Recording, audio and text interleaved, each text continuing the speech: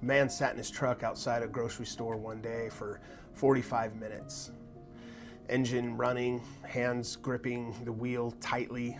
The groceries were getting warm in the back seat, but he just couldn't bring himself to move. He couldn't bring himself to go home. And he kept praying the same prayer he had prayed for months, over and over. God, please just say something.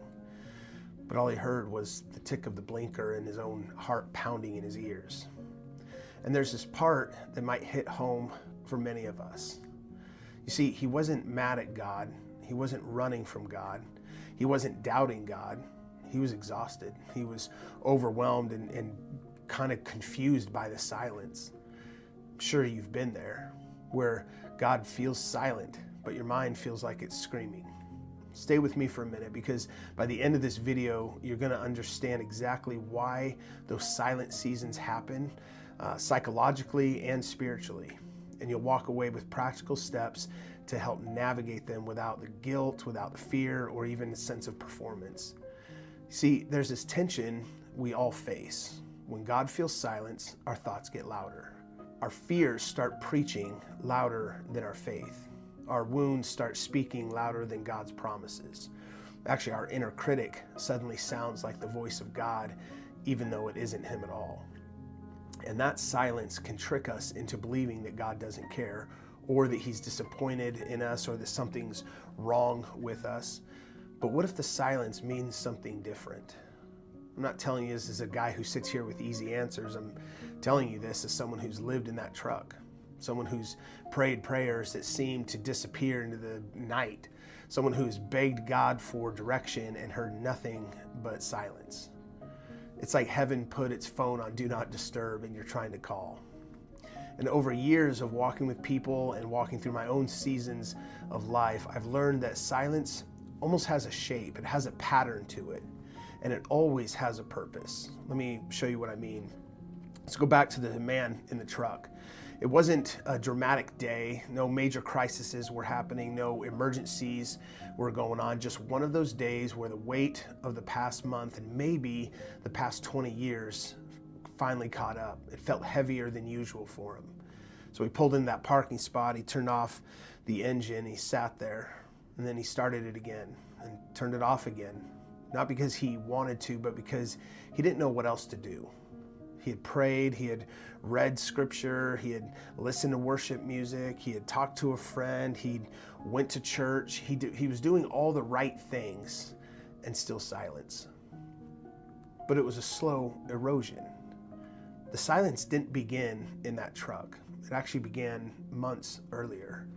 He'd been carrying stress like this backpack full of rocks. Work and pressure and marriage and parenting strains and financial uncertainty, questions about his purpose, his identity, spiritual fatigue. And his prayers slowly shifted from relational to desperate, from God, I trust you, to God, I need something from you, and eventually to God, where are you? So he gripped that wheel tighter and he whispered, I don't even understand you anymore. Not in anger, but almost in a grief. Because the silence wasn't hurting his faith, it was actually hurting his heart. He wasn't doubting God's existence, he was doubting God's closeness. And that's where everything started to turn for him. That silence is often psychological before it feels spiritual. And hang with me for a minute, you'll understand why I say that. This is actually where psychology and faith intersect in a really profound way. When your nervous system is overwhelmed, your ability to sense anything greatly diminishes, greatly drops, including God's presence. Why is this? Well, it's because your brain goes into survival mode, your emotional bandwidth collapses, your body interprets natural silence as like a relational threat. Case in point, when you are having a conversation with someone and they go silent, your mind interprets that as a threat.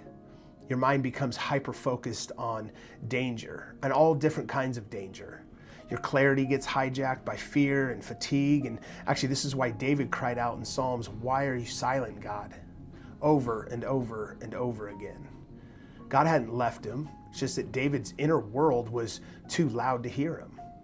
When your soul is storming, even God's whisper feels distant. In counseling language, we call this emotional flooding. In spiritual language, we often call it feeling far from God.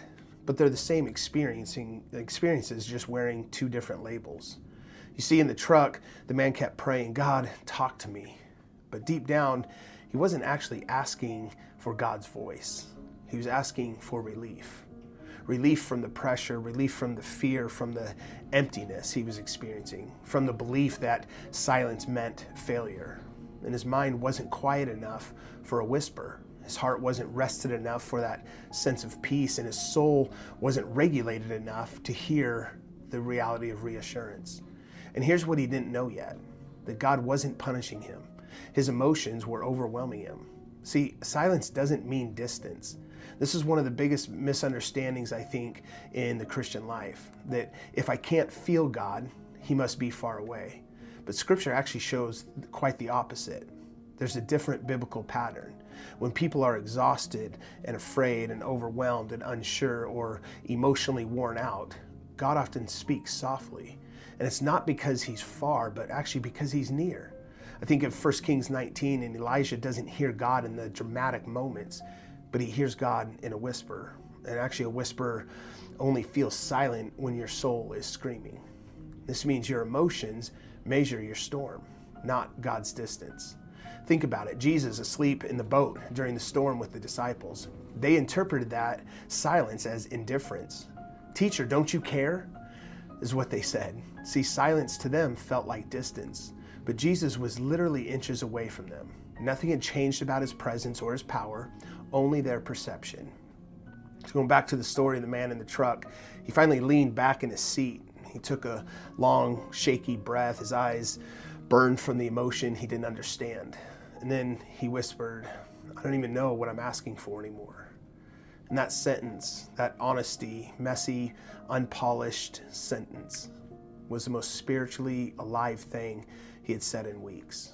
Here's why God isn't moved by performance. He's moved by honesty. And honesty creates space for God's voice. He didn't suddenly hear God, but the noise inside of him dropped just enough for stillness to begin. See, silence is an invitation, not rejection. There are three invitations hidden in spiritual silence, I think. The first is that we slow down our inner world. See, God often speaks through stillness, not for dramatic effect, but because peace is the native language of his voice. Jesus repeatedly withdrew to these lonely places, not because the Father was absent, but because his soul needed space. Yours does too, mine does as well. I think the second too is that we need to name what hurts. See, God won't heal what we pretend doesn't exist. And David repeatedly names his pain before he receives comfort. That silence becomes a mirror, revealing where healing is needed. When you name the storm, God calms it and has a way of bringing peace into that storm rather than waiting for the storm to end to give you peace. And I think the third thing is that we receive and not perform. See, silence exposes our tendency to chase spiritual performance. If you wonder how that plays itself out, do you ask yourself, am I doing enough? Am I disappointing God? Is this why he's silent? Why don't I feel him? Did I mess up somewhere? But see, God's love isn't transactional. It's not performance-based. It's this love, this unending love he has for you and his pursuit of you. He isn't grading your spiritual output. He's actually inviting your real self to rest in him again. So that man in the truck finally turned off the engine. For the first time in a long time, he wasn't trying to analyze his feelings or diagnose himself or pressure God to speak. He just sat quietly in the presence that he assumed wasn't there. A few minutes had passed and he felt something not dramatic, not emotional, not goosebumps, just a quiet steadiness, a stillness inside. This gentle awareness, not even really words, more like a presence that assured him, I'm still here with you. And that was enough for him. Not to solve everything, not to fix everything, but enough to breathe, enough to hope a little bit more, enough to remember that God wasn't gone. He was just quiet. Because most oftentimes, God's love doesn't shout over the storm. Sometimes he waits for the storm inside of you to settle just enough for that whisper to reach you. And once the noise settled, the whisper had room to be heard. So my encouragement to you is to remove some of the noise, be honest, and give God a chance to whisper. Hey, if this was helpful, pay it forward, share it with someone you know, subscribe, stick around for more. We're just getting started.